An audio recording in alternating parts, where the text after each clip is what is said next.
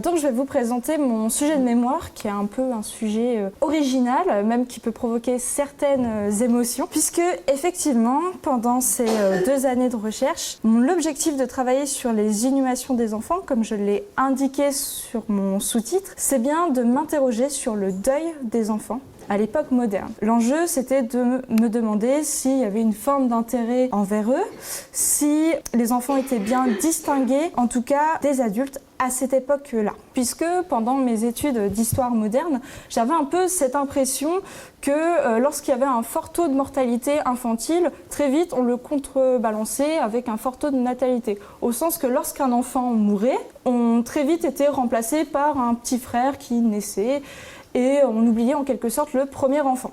De plus, lorsqu'on veut travailler sur les enfants à l'époque moderne, cela est très compliqué, surtout en histoire moderne, puisque les sources manquent, en raison d'un fort taux d'analphabétisme à cette époque, d'où l'intérêt de travailler sur la mort, puisque des traces sont écrites, en tout cas, lorsque des individus meurent à cette époque, notamment à travers une source que je vais vous présenter. Pour réaliser ce projet, mon directeur de recherche, Georges Provost, m'a proposé de travailler sur le nécrologe des Grands Carmes de Rennes, qui est conservé aux archives départementales de Rennes. Donc un nécrologe, c'est un registre d'inhumation. Ça veut dire que les frères du couvent des Grands Carmes, donc un ordre mendiant, a enregistré de manière chronologique, de 1618 à 1790, tous les défunts qui ont été ensevelis dans le couvent. Parce que à l'époque moderne, il était possible de se faire ensevelir dans une église paroissiale ou dans une église conventuelle. En tout cas, ce n'est pas la seule pratique, d'où l'exceptionnalité de cette pratique, puisque durant cette époque, de manière générale, les défunts étaient ensevelis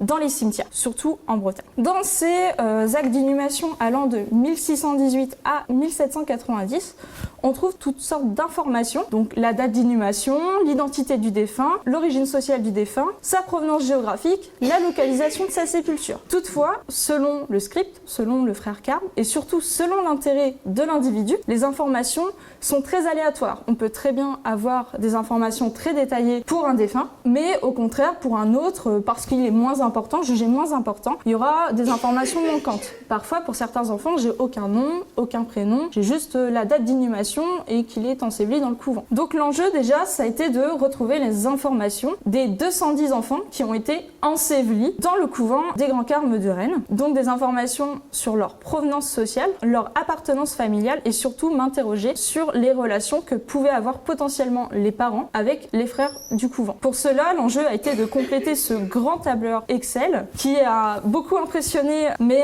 camarades de séminaire avec des informations vraiment manquantes. Donc ça a été un de mes premiers axes de recherche, l'axe généalogique, mais aussi 2 autres axes. J'ai dû travailler sur Rennes pour localiser le couvent, mais aussi mes défunts, parce que de manière générale, les enfants proviennent de la ville de Rennes, mais aussi de m'interroger sur l'espace du couvent, où étaient ensevelis les enfants, finalement voir si il y avait une logique sur la localisation de leur sépulture et s'ils étaient inhumés auprès de leurs parents, pour voir si potentiellement il y avait un intérêt, s'il y avait une forme de sensibilité envers eux. C'est pour cela que je vais vous présenter les archives municipales à travers ces 3 axes de recherche. Le premier axe de recherche, le plus conséquent, ça a été le travail généalogique pour retrouver des informations sur les enfants, mais aussi pour retrouver surtout leurs parents, parce que c'est par eux qu'on va avoir davantage d'informations. Et pour commencer, je vous présente une source très emblématique de l'époque moderne et surtout indispensable pour le travail généalogique. Ce sont les registres paroissiaux. On a la chance en Bretagne, c'est qu'on a des registres paroissiaux qui remontent jusqu'au XVIe siècle, donc du XVIe siècle jusqu'à la Révolution. Les registres paroissiaux, ce sont des ancêtres, ce sont un peu en quelque sorte les ancêtres des états civils, où l'objectif de ces documents administratifs, c'était d'enregistrer au jour du jour les baptêmes, les mariages et les naissances des habitants de paroisse. Une paroisse, à l'époque, c'est un morceau de territoire. Et au XVIIe siècle, Rennes comportait 11 paroisses. Ce qui veut dire au moins un registre au minimum par paroisse. Mais bien sûr, il y en avait davantage. D'où la difficulté principale que j'ai rencontrée, ça veut dire l'ampleur des documents. Donc au départ, j'ai fait de manière très mécanique, j'ai cherché registre par registre, jusqu'à ce que mon directeur de recherche me propose un outil qui est bien présent aux archives municipales, qui est la table alphabétique des actes de baptême, mariage et sépulture des registres paroissiaux de Rennes. Et là, vous avez l'exemple d'une enfant qui est décédée le jour de sa naissance, et donc sa mère. Et on remarque déjà que l'acte d'inhumation se concentre surtout sur la mère, puisque l'enfant a finalement pas eu le temps d'avoir une identité proprement parlée.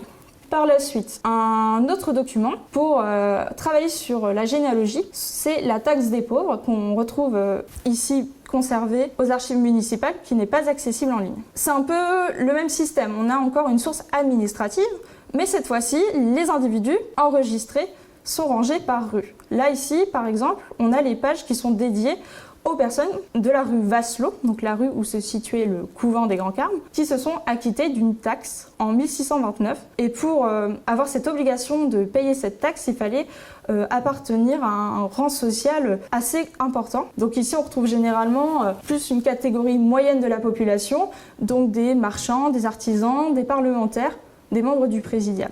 Et cette source m'a permis ainsi de compléter les informations sur les parents, de retrouver des noms, de retrouver surtout des métiers, mais toutefois, difficulté, comme pour les registres paroissiaux, parfois la paléographie compliquée, et surtout le problème des homonymes, puisque à cette époque, les prénoms sont très communs, il y a peu d'originalité, beaucoup de personnes s'appellent Marie, Pierre, et surtout des noms de famille qui reviennent de manière très récurrente, comme par exemple la famille Bernard, donc si on a un Pierre Bernard, est-ce que c'est bien le père de l'enfant ou est-ce que c'est pas quelqu'un d'autre? Donc finalement, les deux difficultés principales que j'ai, c'est un, de ne pas retrouver toutes les informations pour tous les enfants, et deux, surtout, d'avoir ces doutes. Donc finalement, mes résultats, c'est juste représentatif et pas vraiment des données exhaustives, en tout cas. Mais c'est en partant de ces données, de donner, enfin, en tout cas, un aperçu de la provenance sociale et aussi, par conséquent, avec cette source, de la provenance géographique des enfants. Enfin, pour finir sur l'axe du travail généalogique, j'ai découvert une source qui est accessible en ligne sur le site des archives municipales. Il s'agit alors je pense que ça se prononce comme ça, du déal pour servir à la communauté des marchands, merciers, drapiers, joailliers et épiciers de la ville de Rennes. Encore une fois, un document administratif, mais là, il s'agissait des personnes qui sont enregistrées, des personnes qui, en tout cas, entraient dans une communauté de métiers. Ça veut dire, lorsque la personne avait fait son apprentissage, rentrer dans la communauté de métiers en lien avec son apprentissage. Par exemple, lorsque une personne avait fait son apprentissage en pâtisserie, il rentrait dans cette communauté. Donc cela permet, encore une fois, de retrouver parfois des parents, leur profession, mais toujours avec cette méfiance et ce problème d'homonie. Maintenant que nous nous sommes intéressés aux individus, il faut s'intéresser maintenant à l'espace, puisque le couvent des Grands Carmes est situé au sud-ouest de la ville de Rennes, et pour cela, une source phare, c'est quand même les cartes. Donc, sur le site des archives municipales, on a par exemple la carte de Évin, qui date de 1663. Donc, sur ce côté-ci, on a finalement les appellations des villes, enfin des rues, pardon, qui sont retranscrits par numéro sur le plan. Donc cela permet ainsi, avec les informations de mes actes d'inhumation, de localiser les enfants, d'où ils provenaient. Mais généralement, les enfants provenaient des rues aux alentours du couvent des Grands Carmes. Pour essayer de trouver davantage d'informations, j'ai tenté avec une autre carte, mais qui date cette fois-ci de 1722. Et d'où le problème, puisque déjà cette carte, il s'agit d'une proposition de reconstruction de la ville de Rennes après l'incendie qui a eu lieu en 1720. Puisque à Rennes, il y a eu un grand incendie qui a détruit une grosse partie de la ville. Donc c'est encore une fois à prendre avec des pincettes, mais on peut supposer quand même que les noms, en tout cas qui sont indiqués sur les passerelles, sont probablement des habitants de longue date. Par exemple des familles emblématiques comme les Degnaud, les Lemeneux. Puisque je me suis surtout concentrée sur la période de 1618 à 1719, car le Parlement a prononcé un arrêté en 1719 pour interdire les inhumations de laïcs, donc de personnes comme nous, qui ne sont pas des religieux, dans les églises paroissiales comme conventuelles pour des questions d'hygiène. Et de même, le dernier enfant qui est indiqué comme tel dans le registre, date de 1714. Enfin, pour encore nous intéresser à l'espace, on peut également prendre l'exemple d'une gravure qui représente la ville de Rennes en 2D, et notamment le couvent des Grands Carmes en 2 dimensions. Cette source m'a permis ainsi de localiser le soi-disant clocher qui était mentionné dans mes actes d'inhumation, ce clocher qui se situe en face de la rue Saint-Germain, et donc de m'aider à recontextualiser l'espace du couvent. Puisque j'avais à ma disposition une source qui est accessible aussi en ligne sur le site des archives municipales, le plan du couvent des Grands Carmes. Alors j'ai un petit doute sur la date, je ne sais plus si c'est 1795 ou 1797, mais en tout cas c'est une source qui a été faite lors de la confiscation des biens du couvent, lors de la Révolution, puisqu'il a été décidé en 1797 de fermer toute communauté religieuse. Le problème de ce plan, c'est que nous n'avons aucune information, en tout cas sur l'église conventuelle qui se situe ici, aucune information où se situe la nef, le chœur, l'entrée et les différentes chapelles, ce qui ne peut pas nous aider à retrouver l'emplacement des enfants. Donc j'ai dû mener un travail à travers les actes d'inhumation, puisque sur ces actes d'inhumation, on avait des précisions de la localisation des enfants. Donc avec tous les actes d'inhumation des enfants, mais aussi tous les défunts, donc les 1801 défunts, j'ai tenté de recontextualiser l'espace.